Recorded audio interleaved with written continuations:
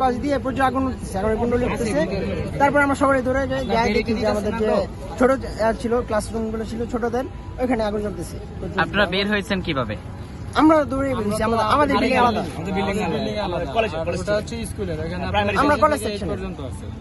ওইখানে হলো 5 থেকে আমরা কথা বলছিলাম যে আপনার অনেক বড়, এখানে প্রত্যেকটা সেকশনের বিল্ডিং আলাদা, আপনার সায়েন্স কমার্স ইংলিশ ভার্সন সবকিছু টোটালি আলাদা, ঘটনা বিল্ডিংটা আলাদা।